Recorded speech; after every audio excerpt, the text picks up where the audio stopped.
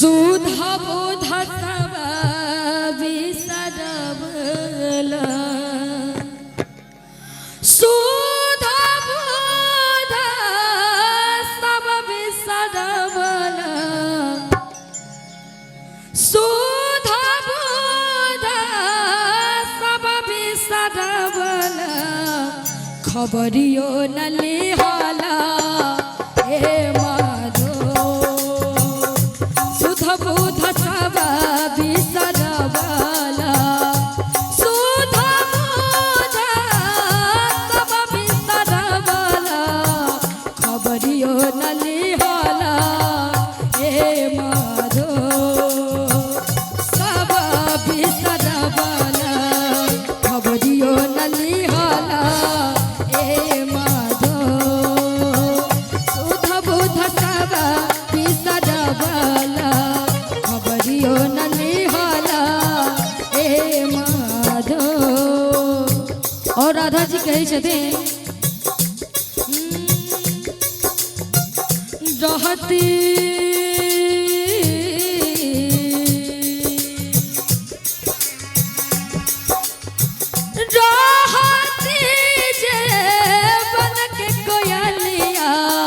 वन बिचरहिते हे माधो रहती जे वन के कोयलिया वन बिचरहिते हे माधो प्रभु करे आए तस्कार प्रभु करे आए तस्कार लपकती चरहनिया हे माधो प्रभु करे आए तस्कार प्रभु करे आए तस्कार देख के जुड़ाए थे हे माधो।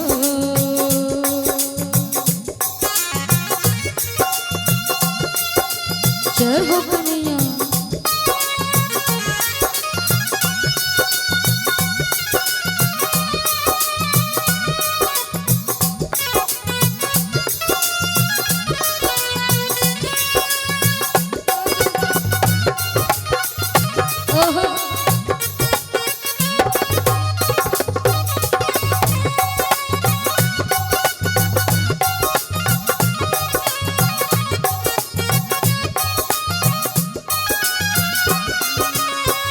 रहती